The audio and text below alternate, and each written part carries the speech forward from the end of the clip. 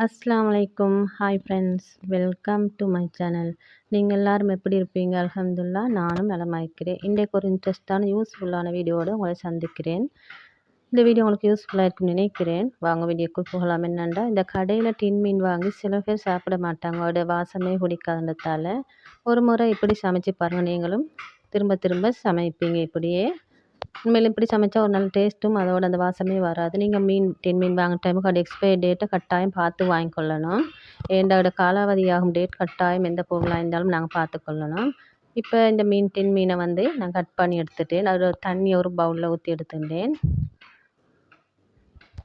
சிலவங்க இந்த தண்ணியை ஊற்றி சமைக்கிறது இல்லை.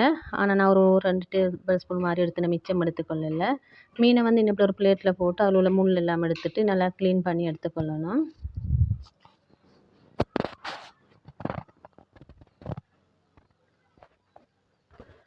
அது முள்ளெல்லாம் எடுத்த பிறகு இன்னும் இப்படித்தான் இருந்தேன். இதை க்ளீன் பண்ணி எடுத்த பிறகு இப்போ ஒரு ஃபேனில் ஒரு கொஞ்சம் தேங்காய் எண்ணெய் தான் ஊற்றினேன். ஊற்றின பிறகு சூடாகின பிறகு நீங்கள் இந்த மீனை இப்படி போட்டு ஃப்ரை பண்ணி எடுத்துக்கணும்.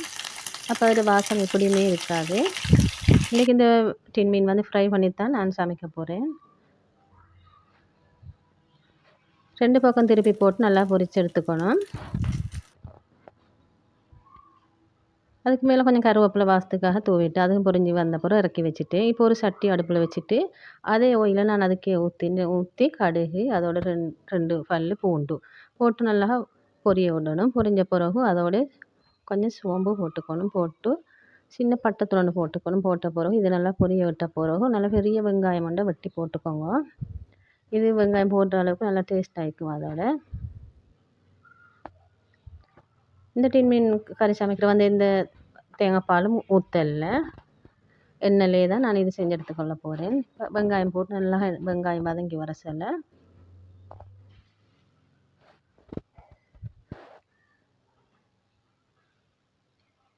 ஃப்ளேமை வந்து கரெக்டாக நீங்கள் குறைச்சி வச்சுக்கோங்க. அப்போ தான் அந்த வெங்காயம் கணக்காக அந்த வதங்கி வரும், இல்லாட்டி தீயை பார்க்கும். அதோட சின்ன மிளகாய் பெரிய கறி கொச்சிக்காய் அதையும் போட்டுட்டேன். போட்டு இதோட கருவேப்பிலை ரம்பை இதெல்லாம் போட்டு தக்காளி சின்ன தக்காளி ஒன்று தான் போட்டுட்டேன்.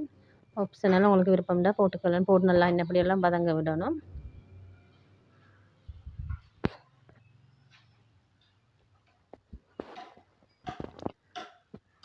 இதுக்கு தேவையான அளவு உப்பையும் போட்டுட்டேன். அப்போ அவசரமாக வதங்கிடும். உப்பு போட்ட பிறகு நல்லா இதை கலந்துட்டுக்கணும். இப்போ இதுக்கு வந்து மசாலா பவுடர் வந்து மிளகாய்த்தூள், மல்லித்தூள், மஞ்சள், சீரகம், மிளகு இதெல்லாம் எடுத்து வச்சுருந்தேன். இதையும் இந்த எண்ணெயிலே போட்டு நல்லா ஃப்ரை பண்ணிக்கணும். அப்போ தான் நல்ல ஒரு வாசமும் கூட அதோட டேஸ்ட்டும் கூட.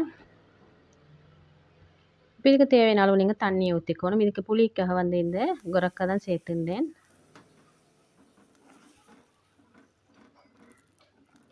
உங்களுக்கு குரக்கை பதிலாக புளியவங்க அப்படியும் சேர்த்துக்கொள்ளலாம்.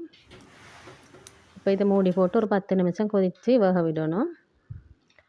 இப்போ இந்த டின் மீன்ட தண்ணி எடுத்து வச்சுருந்தேன். அதில் 2 டேபிள் ஸ்பூன் மாதிரி ஊற்றிட்டேன். இது நல்லா இன்னப்படி கலந்து விட்டு ஒரு 10 நிமிஷம் மட்டும் வேக வச்சிடணும்.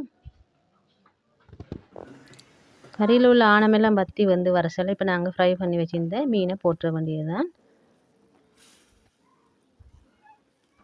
மீனை போட்ட பிறகு ஒரு 10 நிமிஷம் மட்டும் மூடி வச்சு நெருப்பு வந்து நல்லாவே குறைச்சி வச்சிடும். அப்போ தான் அந்த ஆணமெல்லாம் பற்றி நல்லா வெந்து வந்திருக்கும் எல்லாம்.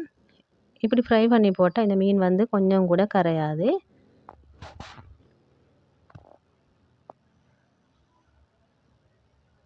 இன்ஷால்லா நீங்களும் ஒரு முறை மீன் வாங்கினா எப்படி ட்ரை பண்ணி பாருங்கள். இப்போ உப்பை செக் பண்ணி பார்த்துக்கணும். உப்பும் புளியும் கணக்கான்ட்டு. இப்போ ஆறின பிறகு உங்களுக்கு சேவ் பண்ணலாம். ஒரு ஃபிங்கான் சோறு கூட இதால் சாப்பிடலாம். இந்த கறியே இந்த வீடியோ பிடிச்சிருக்குன்னு நினைக்கிறேன். லைக் போட்டுக்கோங்க. மறக்காமல் சப்ஸ்கிரைப் பண்ணிக்கோங்க. தேங்க்ஸ் ஃபார் வாட்சிங்.